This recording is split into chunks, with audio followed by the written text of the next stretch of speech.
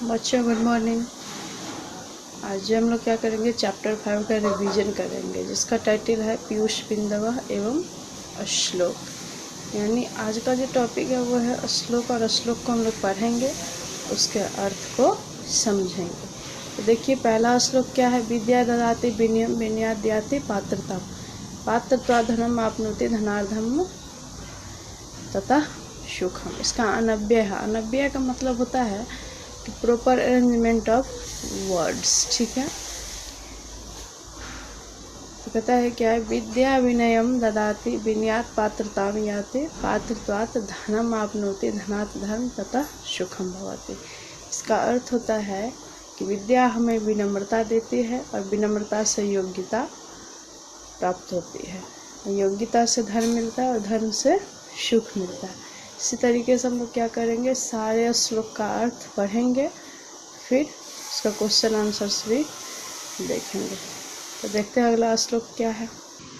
देखो बच्चों, अब है अगला श्लोक हमारा, अपूर्व को अपि कोशोयम विद्यते तब भारते व्ययता वृद्धि मायाति क्षय मायाति संशय। इसका नाम है भारती तब अयम कोशः कः अपि पूर्वः विद्यते यह व्ययम वृद्धिम आयाति संचयात क्षयम आयाति। इसका हिंदी अर्थ देखो बेटा क्या कहता है कि हे सरस्वती, आपका यह विद्या रूपी खजाना सबसे अनोखा है, जो खर्च करने पर बढ़ता है और जमा करने पर घटता है। यानी ये धन जो है, विद्या रूपी धन जो है बेटा, वो क्या है कि इसको हम जितना खर्च करेंगे, यानी जितना यूज करेंगे उतना बढ़ेगा, और जितना इसको जमा करके रखेंगे उतना ये घटेगा। इसीलिए ये सबसे अनोखा धन कहा जाता है। अब है विद्वत्वं च नृपत्वं च नैव तुल्यं कदाचन स्वदेशे पूज्यते राजा विद्वान सर्वत्र पूज्यते। इसका अनव्यय है, विद्वत्वं च नृपत्वं च कदाचन तुल्यं न एव भवता। राजा केवल स्वदेशे पूज्यते किंतु विद्वान सर्वत्र पूज्यते।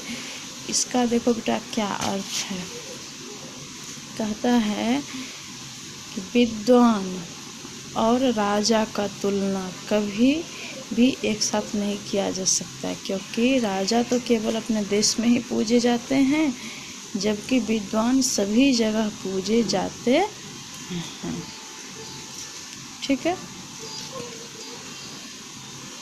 अब है हमारा अगला श्लोक। देखो कहता है उद्यम धैर्यम शक्ति विद्या पराक्रम एते षट् यत्र तिष्ठन्ति तत्र देव सहायका।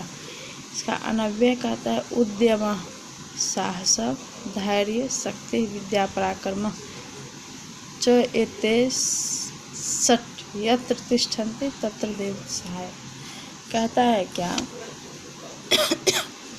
परिश्रम हिम्मत धैर्य शक्ति और विद्या, ये 6 गुण जहाँ होते हैं वहाँ देवता सहायक होते हैं।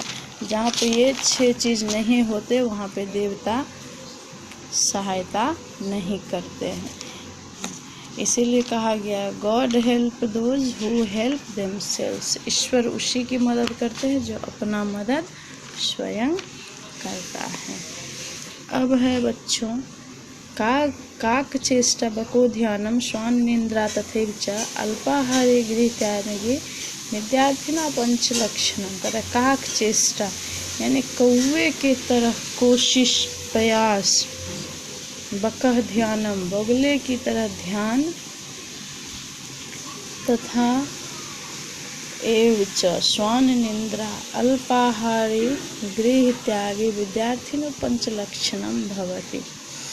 अब इसका अर्थ क्या है बेटा, देखो कहता है क्या कि कौवे के तरह चेष्टा यानी प्रयास, बगुला की तरह ध्यान, कुत्ते की तरह नींद, कम खाना खाना यानी कम भोजन करना, घर से मोह माया त्याग करना ही विद्यार्थियों का 5 लक्षण होता है। यानी जिस बच्चे में ये सब लक्षण हैं, कौवे की तरह देखते हो कौवा का कहानी याद होगा तुम लोग को कि कैसे कौवा घड़ा में पानी कम था तो प्रयास किया, और वो प्रयास करते करते जो है क्या किया, पानी अंततः वो पीता है अपना मेहनत के बल पे। तो क्या है, उसने कोशिश किया। तो वही चीज़ कहता है कि कौवे की तरह कोशिश, और बगुला को देखो,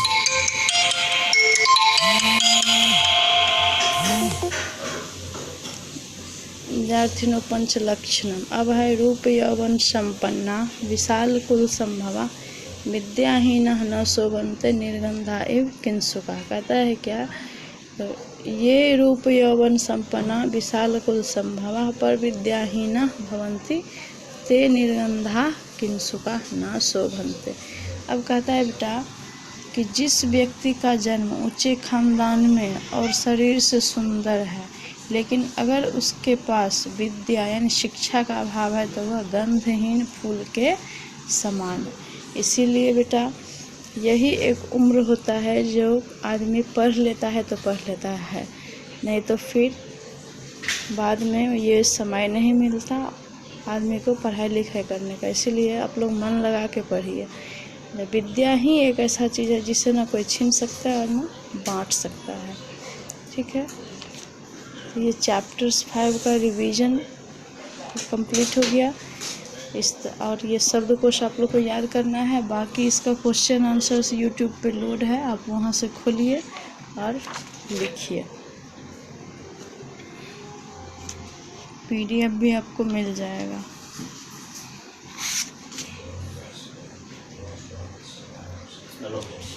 That's a good day for all of you. Thank you.